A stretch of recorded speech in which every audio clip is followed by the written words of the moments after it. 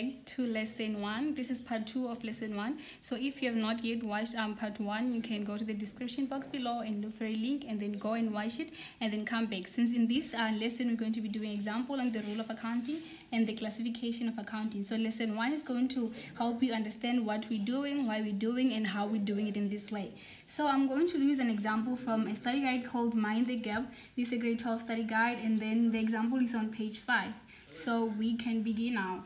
The first example says that the entity wrote off a debtors account of 500 as a bad debt. So a transaction affects 2 or more accounts. So in this case, this transaction affects our bad debt and our creditors control. So bad debt is an expense, remember that, and then our creditors control is an asset. So now we're going to debit our bad debt, because this is our expense and is increasing and increasing on the debit side. And the second affected account is our debtors control. And debtors control is an asset. And in this case, it is decreasing. So we're going to credit debtors control.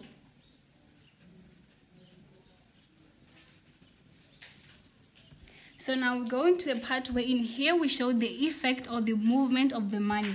We're saying that fine. Now our debtors control, we are cancelling it, we are decreasing it. So our asset is going to decrease by 500. And our bad debt, we're also cancelling our bad debt. This bad debt has been written off. We're not expecting to receive this amount. So we're cancelling it. And then it's going to affect our owner's equity since it's an expense. And we are going to write our minus 500 because it affects our owner's equity. So now our asset equals to our owner's equity plus our liability. In this case, our liability is 0 since it is not affected. So this accounting rule is balancing. Our left hand side is equals to our right hand side. So now let's go to example 2. Example 2 says that an entity sent a check to a creditor to settle out an account of 2,000. So the accounts which have been affected in this transaction is creditor's account and our bank. Creditor's account is our liability and our bank is an asset. So now we're going to look at it in this way. What is happening to our bank and what is happening to our creditor's account? Now we're saying that we are settling an account, which means that here this asset, which is our bank, is decreasing because there's an outflow of money. So now an asset decreases on the credit side. So we're going to credit our bank and debit our creditors account, which is a liability, since it's also increasing in our debit side. So we're going to debit our creditors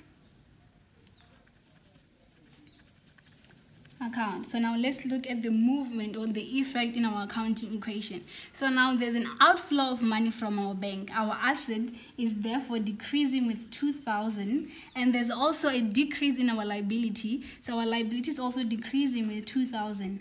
Therefore, there's a balance between our asset and our owner's equity and liability. In this case, this transaction does not affect our owner's equity. That's why we have a 0 effect under owner's equity.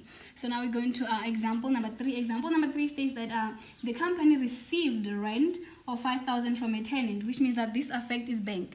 Now there's money in from a tenant, therefore it's bank, it's an asset, and then it's increasing, therefore we're going to debit our bank. And the second affected account is our rent. This is not rent expense, this is rent income. You have to take a very good look at that. This is not a rent expense, a rent income. And then rent income in this case is increasing and increase on our credit side. Therefore, we're going to credit our rent income. So now the effect of this transaction on our asset, which is our bank, is a positive amount.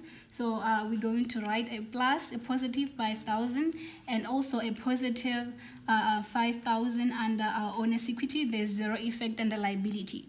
Now we're saying, okay, fine, we're receiving money for rent. Our bank is increasing and our rent income is also increasing, which is an income is also increasing. Therefore, we have debit and a credit, and with a positive 5,000 effect on our asset and our owner's equity. So the fourth example states that the company bought trading stock on credit for 1,800. So the accounts which have been affected in this transaction are our trading stock and our creditors account. So creditors account is a liability, and then our trading stock is an asset. So now we're saying, okay, fine, I am buying stock, which means that there's stock into my business, therefore my stock is increasing, therefore I'm going to debit my trading stock. But I'm buying this trading stock on credit, which means that it's going to affect my liability. Liability increases, increase in this case, and increase on the credit side. So I'm going to write my creditors account, and then we're going to have a positive amount because the stock is increasing with 1,800, and our creditors account, which is our liability, is also increasing with 1,000. There's zero effect on our owner's equity. And in the last example, which is the fifth example, states that the entity bought equipment, which means that there's equipment into, like it's taking in equipment into the entity, and it bought this equipment and it paid a check. So check affect our bank. So whenever you hear the word check, think of bank. So now in this case, we're saying that, okay, fine, our equipment is an asset and it's increasing. We're getting this equipment into the entity, which means that our equipment is increasing. Is increasing by equipment. We're going to debit it. And the second affected account is our bank, which we're going to credit. And then our equipment, we're saying that, okay, fine, this is a very good example because this example shows that this account, this transaction only affect assets only, which is our equipment and our bank. But there are different effects on this equipment. The other one is increasing, but the money in our bank is also decreasing. Therefore, we're going to write a positive amount of 600 for our equipment, which is increasing, and a negative amount of 600 for our bank, which is decreasing because there's an outflow of money. So now the thing is, when we add 600 and minus 600, it's going to give us 0. And equity here is not affected, so it's 0. Our liability is not affected, is 0. Therefore, our asset equals to our owner's equity plus liability, which is 0 plus equals to 0 plus 0. So like it's the same. We're done with this video. Thank you so much for joining me today. You can also join me in our next lesson. Please don't forget to like this video, comment down below, share and subscribe to our YouTube channel. Thank you.